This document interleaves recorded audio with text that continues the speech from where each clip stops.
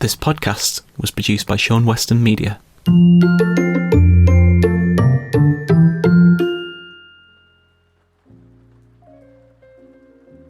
What are we talking about today?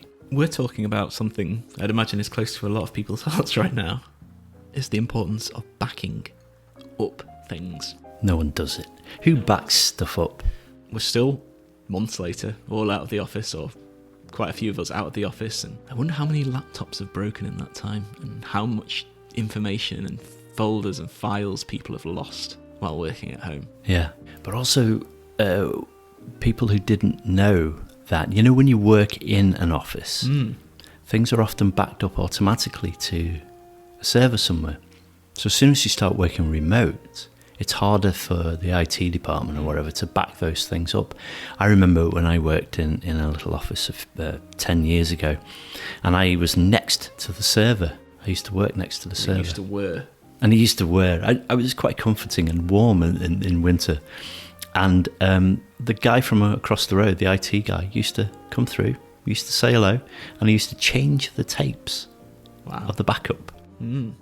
I had that experience too when I first started working. I worked as a graduate in IT, and we did a placement with the IT operations people and had to change the tapes and put them in the little plastic cases, and then they were taken off to some offside storage place somewhere else. And I can remember doing the tapes. It was fascinating. I think that was, 2006, 2007, and thinking, wow, they still have tapes? They still have tapes. Whereas I think personally, the best way to back things up now is across different things. But cloud should always be one. Absolutely, I think. But if you can have a physical one, because if you back stuff up in one place, you run the risk of losing that backup too. But, let's come back to people working remotely. Have they been briefed on good practice for backing up? I'd hope so. Because that's a communications thing, isn't it? Maybe not backing up, but certainly working in a cloud environment. I think it's become new for people, even though many organisations have had cloud storage for years and years and years now. This has prompted people that they actually have to do it. So sharing a document and sharing it to work on collaboratively, got that word out, it's hopefully a really good learning curve for people. I mean, I've come across people still in the past few weeks who are scared of, I don't understand how to save something to my OneDrive. Right. For example. God, it's so easy. It's so easy. I know, but it must be worrying to think about all their documents stored on that laptop in their house, and they're not in the office ever at the moment. All it takes is it to go wrong, which we know can happen with a work, maybe not the best laptop you've ever had. But it's not just about the loss of something you didn't back up.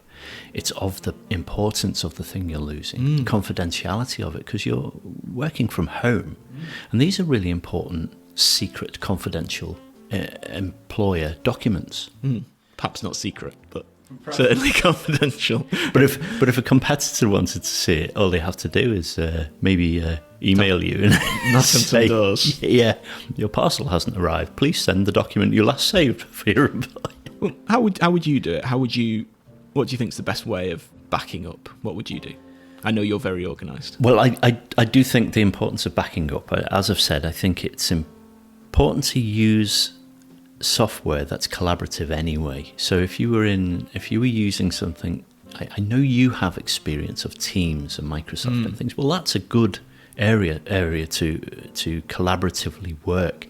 And when you're collaboratively working, it's automatically being saved and backed up for you. However, what if Microsoft went down?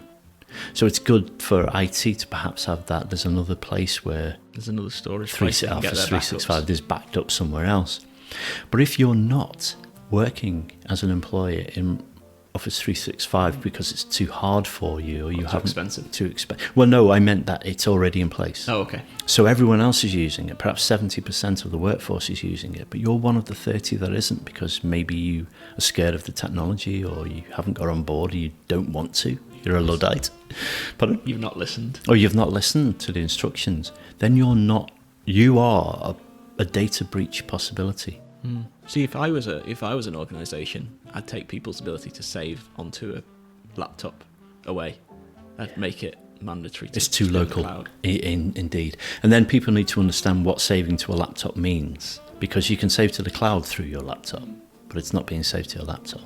So there's instructions, and I do think that needs to come from communications.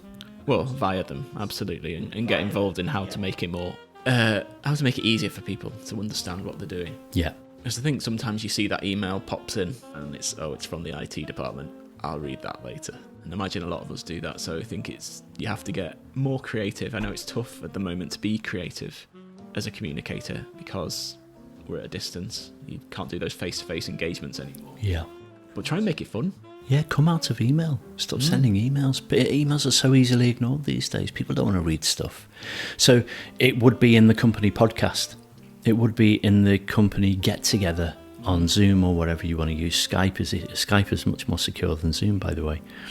But if you approach these things in a different way and get out of email and then have some sort of response to that, I've got some stats for you. Ooh. Did you know that 29% of businesses that are victims of someone attacking, trying to get into your business, they lose revenue? That's a third of all businesses. And 40% of those businesses lose more than 20% of total revenue.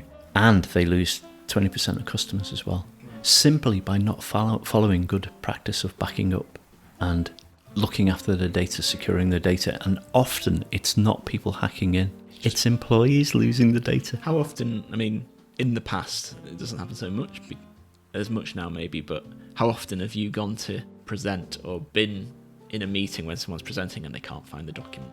Or, it's lost or it's corrupted. Something happens. It seems to happen more than it should, doesn't it?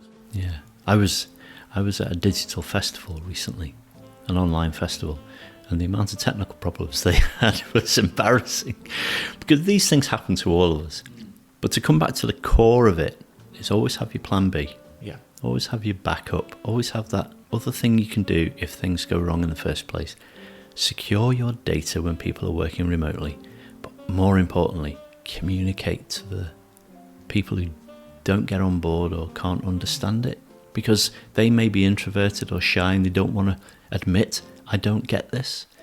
Understand that those people exist in your office, and then go and reach out to them and show them how to store to the OneDrive or to Dropbox or to whatever company collaborative tool you're using. I think a lot of bigger organisations will have information security training and things like that. Oh, that sounds fun.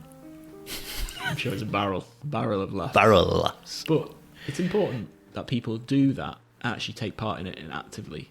A piece of online learning, it could be very dry, but maybe when people aren't getting it, you maybe need to put some sessions on for people to talk about it so that they understand it in a more engaging way. Yeah. They've got the opportunity to ask questions and not feel like they're going to be called stupid.